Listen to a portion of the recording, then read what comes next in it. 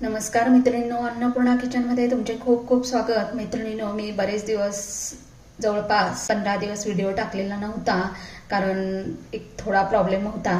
तर आज या ठिकाणी मी अतिशय पौष्टिक असा चाट या ठिकाणी करणार आहे. आणि हा जो व्हिडिओ आहे तो खास करून जे वेट लॉससाठी डाएट फूड घेतात त्यांच्यासाठी आहे आणि खास करून त्यांच्यासाठी हा व्हिडिओ मी तयार केलेला आहे. तर या ठिकाणी मी काय केलेलं आहे तर मिक्स मोड आलेले कडधान्य घेतलेले आहेत. या ठिकाणी मूग, मटकी, त्यानंतर हरभरा आणि हिरवा वाटाणा घेतलेला 1 वाटी. त्यानंतर मी एक डाळिंब सोलून घेतलेला आहे, थोडंसं आलं चेचून घेतलेलं आहे, टोमॅटो छोटा घेतलेला आहे, कांदा बारीक चिरून घेतलेला आहे, अर्धा लिंबू घेतलेला आहे, 1 हिरवी मिरची घेतलेली आहे आणि चाट मसाला घेतलेला आहे. तर सर्वात पहिल्यांदा आपण काय करणार आहोत तर हे जे मोड आलेले कडधान्य आहेत हे या ठिकाणी आपल्याला थोडंसं गरम करून घ्यायचं आहे. हे मोड थोडंसं भाजून घेणार आहे.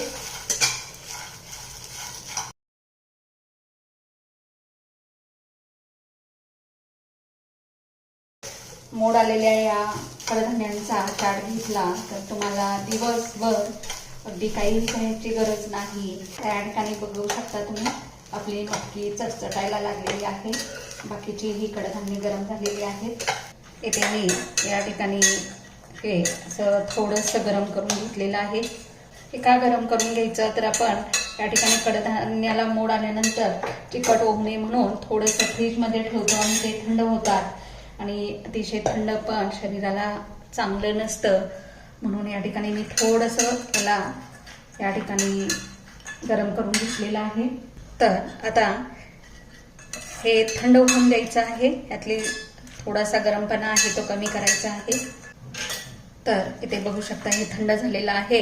आता यामध्ये आपण बाकीच्या ज्या या ठिकाणी घेतलेले साहित्य आहे ते घालणार आहोत. इथे मी कांदा घेतलेला आहे तो यामध्ये घालायचा आहे. कांदा हा बारीकच चिरून घेतलेला आहे, टोमॅटो घेतलेला आहे आणि हिरवी मिरची एकच घेतलेली आहे. खिसलेलं आलं थोडंसं घालणार आहे कारण या ठिकाणी पचनासाठी याचा खूप चांगला उपयोग होतो. थोडीशी मी या ठिकाणी काश्मीरी लाल मिर्च पावडर घेतलेली आहे. ती तुम्हाला आवडीनुसार तुमच्या घालायची आहे. आवडत असेल तर घाला, नसेल तर स्किप केली तरी चालेल.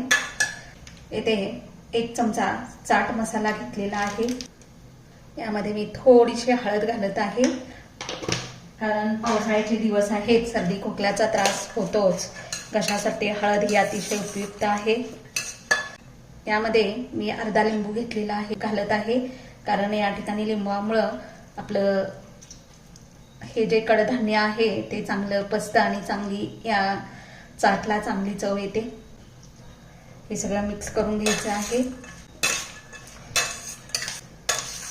आणि यामध्ये भरपूर असे डाळिंबाचे बिया घालायचे आहेत आणि पुन्हा याला मिक्स करून घ्यायचे. थोडे बिया मी ठेवलेले आहेत गार्निशसाठी. आणि आता हा खाण्यासाठी हा चाट तयार आहे. तर इथे बघू शकता मस्त असा आपला हा चाट तयार झालेला आहे.